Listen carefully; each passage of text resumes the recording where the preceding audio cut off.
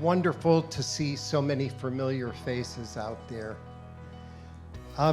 Welcome to the 2022 RNDS, which is being hosted by the Siegel Rare Neuroimmune Association, Massachusetts General, UT Southwestern, Johns Hopkins, Children's Health Medical Center, and the Conquer Project.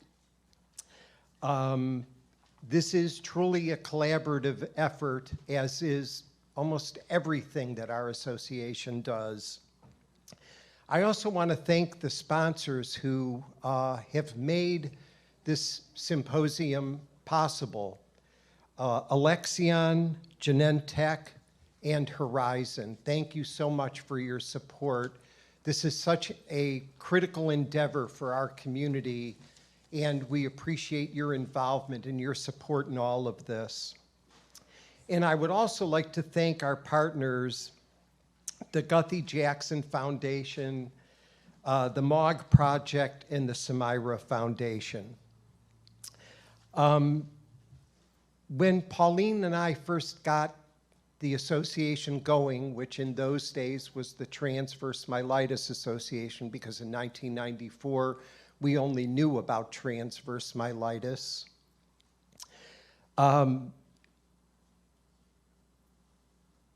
We knew the importance of education for our community, and we learned it firsthand because when Pauline was diagnosed with transverse myelitis, we knew absolutely nothing about what happened to her.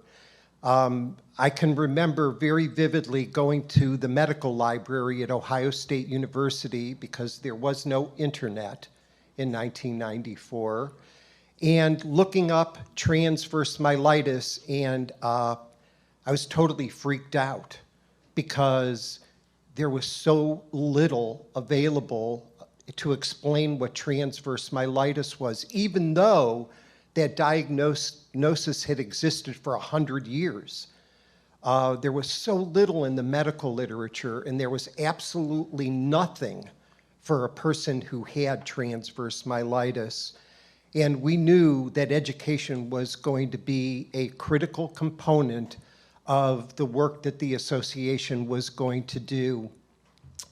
The doctors who are going to come, who are here this weekend to present about all of the rare neuroimmune disorders. We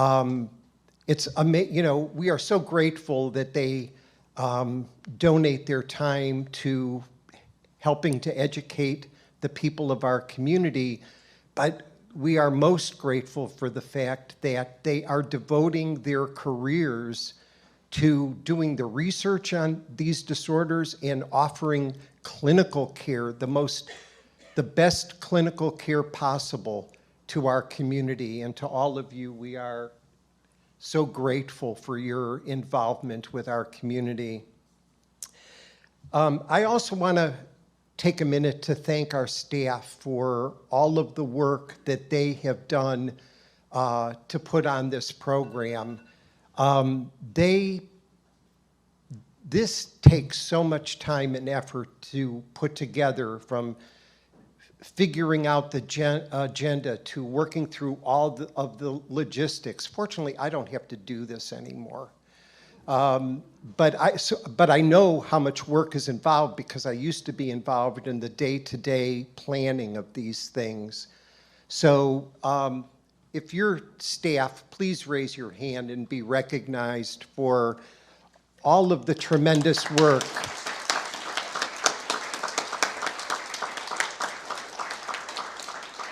I was talking to our staff this morning through my tears, telling them just how unbelievable it is to me to, after an association that was a totally volunteer effort for 17 years until we hired Chitra, for us to have grown into the organization that we have become.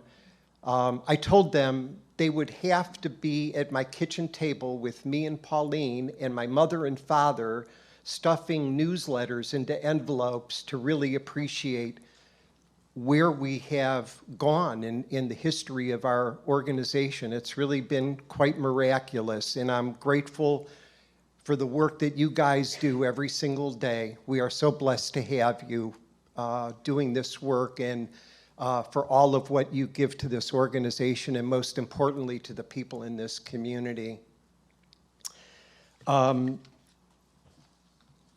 In 1997, Doug Kerr came to the first education program that we did in Seattle, that the TMA did in Seattle. He was a senior fellow at Hopkins, and he was trying to figure out what he was going to be when he grew up.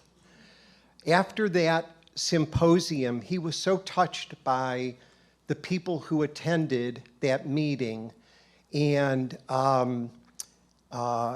really moved by how little was understood about transverse myelitis, and I could say about all of these rare neuroimmune disorders, that he decided that he was going to specialize in transverse myelitis. And he started the first TM Center of Excellence at Johns Hopkins, and he changed the world for all of us. He began doing research. The TMA was a very small, very poor organization in those days, but we were able to scrounge together enough money for Doug to hire a research administrator who was a graduate of the Bloomberg School of Public Health, and that was Chitra Krishnan. Chitra has been involved in this community for a very long time. And two of his fellows, the earliest fellows that he trained in this program for rare neuroimmune disorders, were Ben Greenberg and Michael Levy. And so the impact that he has had on this community has been really tremendous. And they continue to make such a profound difference in our community. The research they do, the clinical care that they offer, and fortunately for us, they also happen to be just unbelievably wonderful human beings. So we have been just truly blessed to have them a part of our community. And with that, I'm going to introduce Ben Greenberg.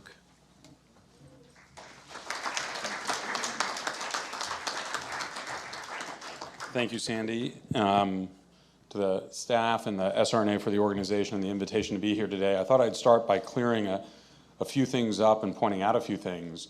One, Doug has not grown up yet, so if we're talking about what he's going to do when he grows up, we're all still waiting.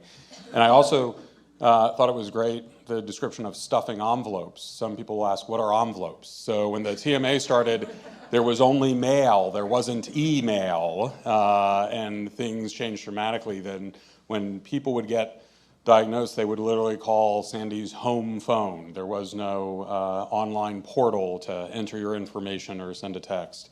When I attended my first, at that time, TMA symposium, my daughter was 1 year of age. My oldest daughter was 1 year of age. My younger daughter wasn't born yet, and she's now at home working on her college applications.